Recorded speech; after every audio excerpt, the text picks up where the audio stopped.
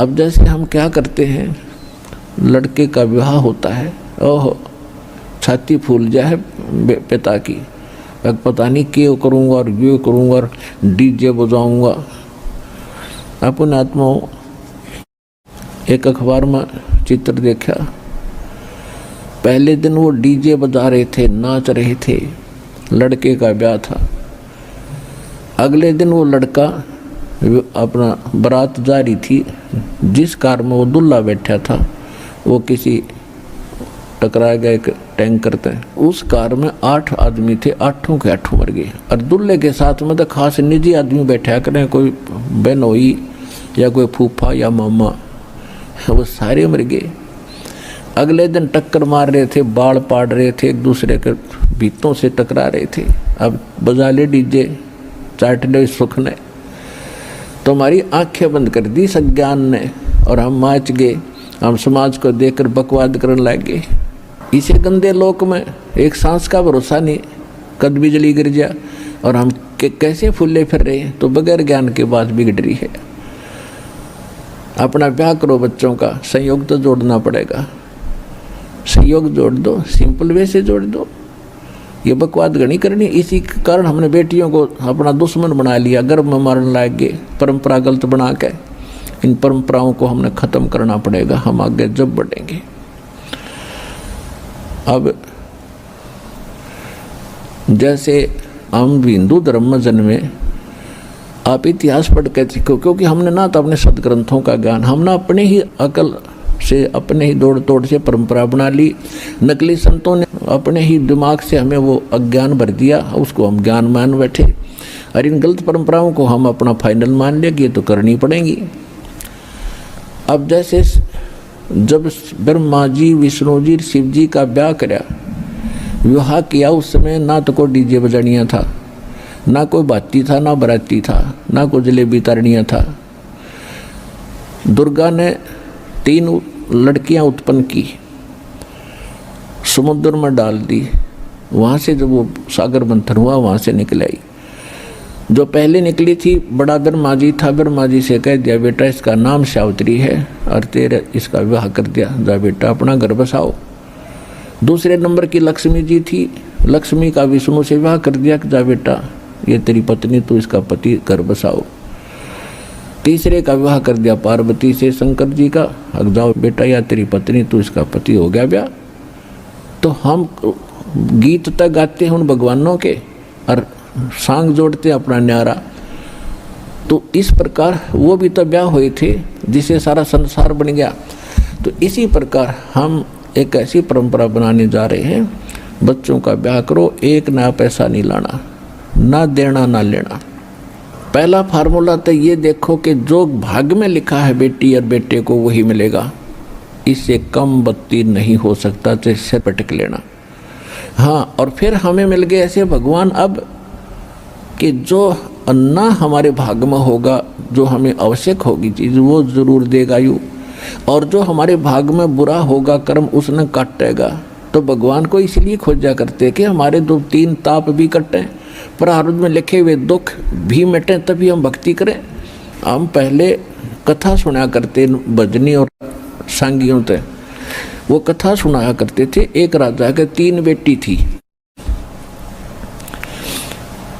और पहले ये धार्मिक लोग बहुत हुआ करते, राजा भी, तो संतों को बुलाया करते थे, उनको बच्चों को बैठा कर कथा सुनाया करते थे। तो सारे बच्चे कथा सुनते थे, राजा भी बैठता था। अब ये कथा का असर नहीं हुआ तो कथा सुनने का फायदा क्या हुआ। तो उनमें से एक लड़की थी, उसको ये पक्का विश्वास हो गया कि भगवान ही सबका पालक है। जैसे बताया जाता है कि माँ के गर्भ में किसने पाला आपको, ना माँ को सेव कर सके थी, ना पिता का वहाँ कोई जोर चला था, ना कोई वहाँ खाना पहुँचाया जा सकता था। तो वहाँ भी तो परमात्मा ने जुगाड़ किया, माँ की नाभि से आपकी नाभि जोड़ दी और आपका शरीर कितना सुंदर बना दिया। और बाहर आने से पहले परमात्मा को कितनी चिंता आपकी, माँ के सतन में बाहर आते ही दूध भर दिया, और पहले ना था टोपा भी उसमें। तो भगवान आपका कितना खैर खवा है, कितनी केयर टेक करता है, उसको पता है इसको क्या चाहिए था। और ईब आप सियाने गणे बन गए, भगवान से दूर हो गए, उससे भी ऊपर पहुंचना चाहते हैं। इंटरनेट बना लिया, जहाज बना लिए, ऊपर भेज दिए, वो जेट विमान भेज दिए, इन पर मंगल ग्रह पर खाए जाओ धक्के, इनमें के खाली पत्थर पड़े। ये जो स्थान है उसकी खोज करो, जो हम बताएंगे उस स्थान पर जाया जाएगा जहाँ सदा सुखी हो गए। तो जो प्रसंग चल रहा है उसी पर आते हैं हम। तो हमने अपने बच्चों का जो विवाह करना है वो बहुत सिंपल वे से करना है। तो उस राजा की लड़की का ये बात समझ में आ गई कि भगवान ही सब कुछ करता है। माता पिता का जन्म भी संस्कार से हुआ हमारा। आज बेशक हम राजा की लड़की हैं और आगे संस्कार ही चलेगा, पिता हमारा कुछ साथ नहीं दे पाएगा। आप भी देख रहे हो, आप अपनी बेटी को विवाह करने के बाद क्या देते हो?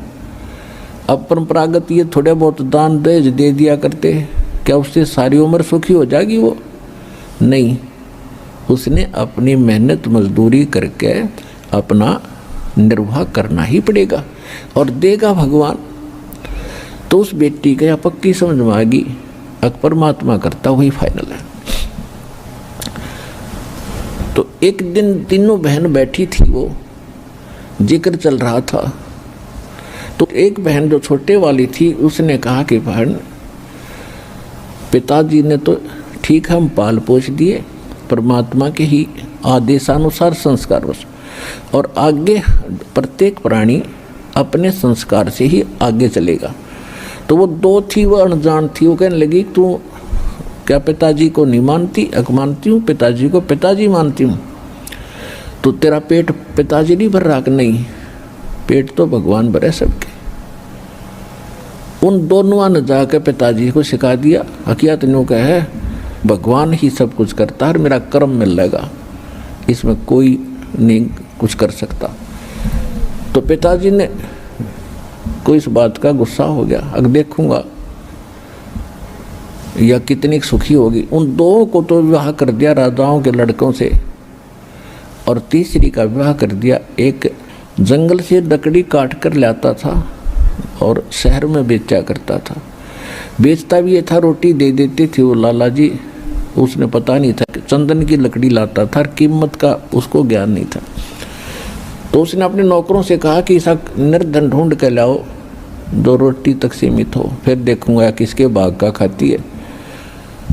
तो वो दो लड़कियां तो कहा करती हम पिता के कर्म का खाती है, और वो कहा करती नहीं, जीव अपने भाग का खाता है, अपने भाग्य से प्राप्त करता है। तो उसके नौकरों ने वो ऐसा निर्धन खोज दिया, अकिस्त निर्धन धरती बनी। उस लड़की का ब्याह उससे कर दिया, लड़की खुशी खुशी चली गई। अब फिर उसके साथ वो राजा की लड़की थी, उसने चंदन की लकड़ियों का ज्ञान था, वो लकड़ी काट कर लाता था और वो पूछा करती थी कितनी कीमत की देकर आते हो आप? कि रोटी रोटी देते मेरे को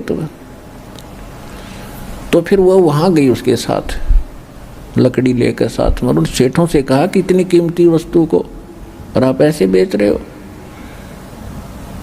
तो बोले चल चल अपना काम करो, उसको पता नहीं था। तो एक दिन वह स्पेशल गई और कही कि आप लकड़ी लेकर आना और दूसरी दुकान पर देना, वो 2-3 दुकानों पर बेचता था। तो लड़की जाकर वहाँ कहने लगी कि मैं राजा की लड़की हूँ और आप इसको क्या कीमत दे रहे हो? तो वो डर गए, तो उन्होंने थोड़ी कीमत बढ़ा दी, ठीक से उनका गुजारा सा हो गया। उसके बाद क्या हुआ कि वो दोनों लड़की जो राजाओं का विवाह किया था उनका युद्ध हो गया किसी के साथ, वो दोनों विधवा होगी और वो मारा गया, उनके पति परिवार भी नष्ट हो गए। उधर से क्या हुआ कि वो जो लड़का था वो कितर राजा का लड़का था, पहले उनका राज्य किसी कारण से किसी ने ग्रहण कर लिया था, फिर मालिक की मेहर हुई, वो मर गया वो राजा जिसने उनका राज्य प्राप्त किया था। और उसकी माँ जो उस लड़के को लेकर निकल गई थी, उसके गले में पर्ची बनाकर बांध रखी थी। तो कुदरती उस लड़की ने वो खोल कर उसमें लिखा हुआ लेख पढ़ लिया। उस लेख को लेकर, उस लड़के को लेकर उस राजा की मृत्यु के बाद महामंत्री के पास गई। महामंत्री ने देख लिया कि तो मेरे हाथ का लिखा हुआ था, और उसको तो राजा बना दिया वो लड़का था जो कंगाल था, और वो दोनों बेघर होगी। तो पुण्यात्माओं, ये भले ही कथाएं हों पर ये 100 की सो सच समझ लेना। जब तक हम परमात्मा की शरण में नहीं आते हैं तब तक तो अपनी किस्मत ही मिलती है। और अब हमको मिल गए अपने भगवान भी। मासा घटे न तिल बधे, विद ना लिखे जो लेख, और साचा सतगुरु मेट कर ऊपर मार दे मेघ। जब तक हम परमात्मा की शरण में नहीं आते तब तक तो अपना कर्म भोग रहे होते हैं। और ये विधान है कि जैसा कर्म विधाता ने लिख दिया वो मिटे नहीं, लेकिन पूर्ण सतगुरु की शरण में आने से उसको मेट कर, और मेख मारना मतलब फॉर एवर फिनिश्ड, सदा के लिए खत्म वो पाप कर्म, और शुभ कर्म लिख देगा मालिक अपनी कलम से। सतगुरु हाथ लेखनी सब बहिया।